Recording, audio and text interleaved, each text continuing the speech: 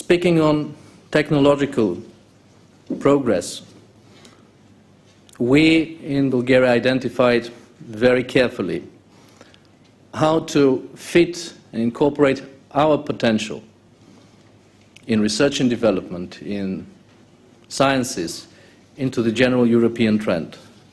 I believe that the implementation of the renewed Lisbon strategy is already bringing quite many fruits and results for the European Union. But still, many things have to be done and strengthened as coherency and interrelation between the policies within this strategy. Taking into consideration that the future belongs to the sectors of high technologies as engines of economic growth, Bulgaria has completed its analysis and has made its strategic choice. According to the National Reform Programme, our efforts will be focused on sectors such as information and communication technologies, biotechnologies, mechanical engineering, equipment and technologies for reducing energy consumption, renewable energy sources, nanotechnologies and microelectronics. This is not simply a wishful thinking, as it might look, but these ideas are based on quite a careful analysis of the traditional potential of my country and the ability to develop these sectors in the society within the European community. Of course, it requires a lot of efforts, not only from the government, but from the private sector. And here is, at least for Bulgaria, one problem.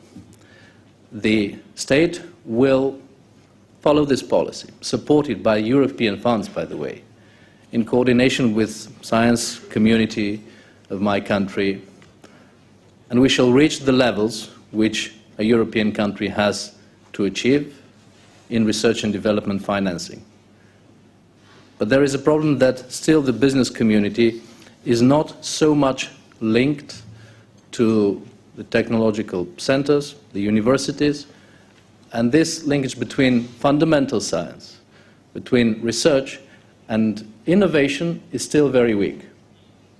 So one of the priorities of our government will be directed towards this, to change this reality, to create a more stable, vital link between the scholars, the scientists, and the economy, because this is of paramount importance for our development.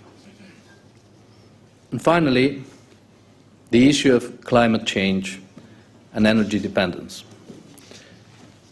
It has become one of the major topics in all European debates. We all acknowledge that currently the European Union dependence on energy import is estimated to approximately 50%, and if necessary measures are not pursued on time, this level can reach by 2020 about 65%. Of course, such a dependency always creates challenges for stable economic development and for energy independence of the whole European Union. Thus, this is why I'm very glad that since last year, finally in the European Union, a real discussion started on common European energy policy. And we can already face the first results, especially in the spring summit of the European Council.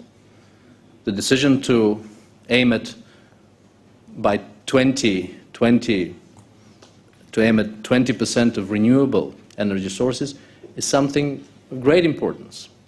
Of course, it has to be very carefully debated and discussed between every individual country, taking into consideration the climate realities in the country, the water resources, and all other potential sources of renewables. And naturally, every state in the European Union has to focus and develop its own policy of renewable sources. The other element is increased energy efficiency, and this is part of the policy which Bulgaria is now following, because When I mentioned dependence on energy import, it is very much true, especially for my country, because we are importing more than 70% of the necessary primary energy resources, for which Bulgaria is spending 20% of the GDP every year.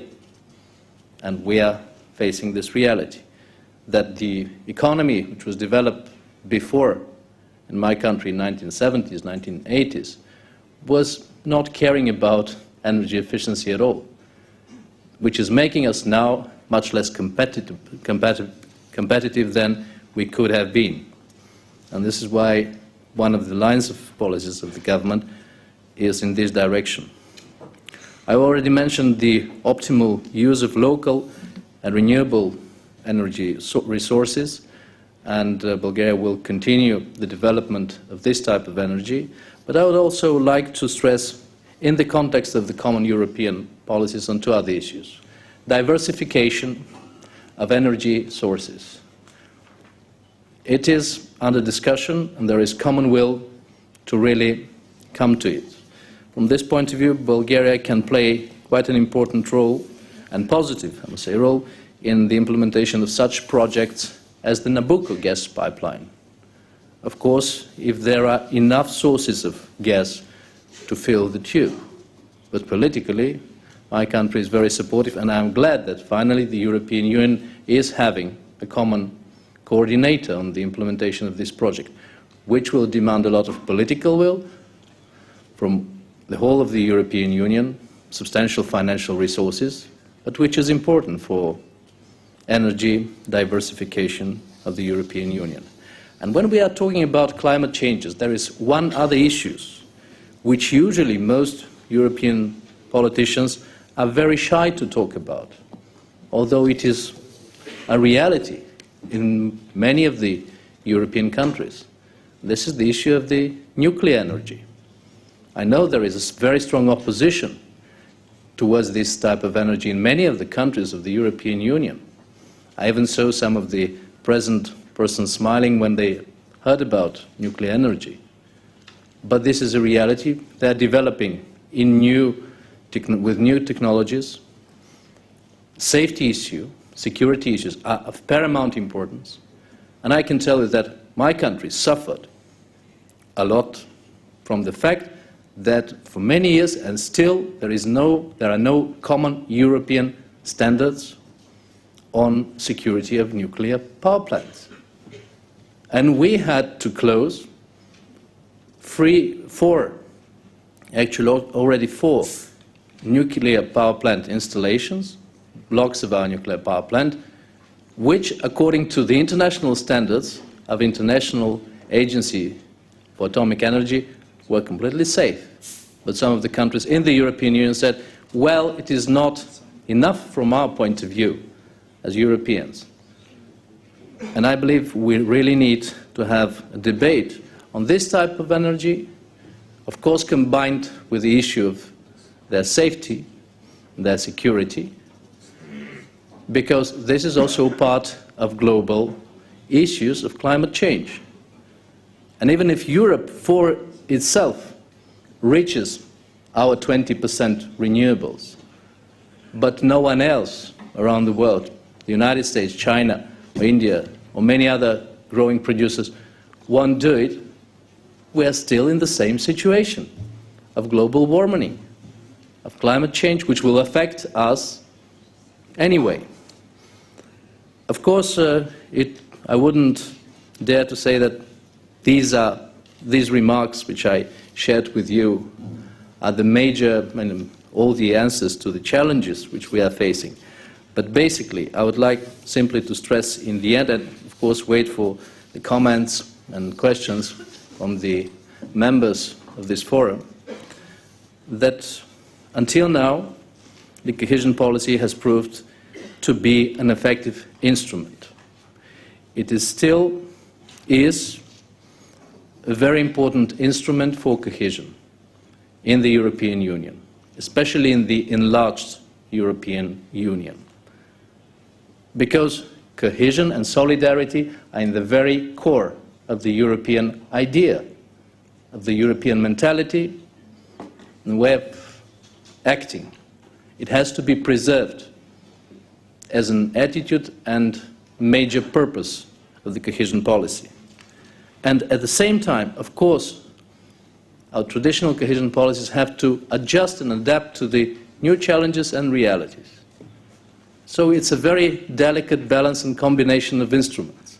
And I believe that our forum will be interesting exchange of views, ideas, proposals for how to achieve this common result. And I wish all of you a very interesting discussion and good luck. Thank you.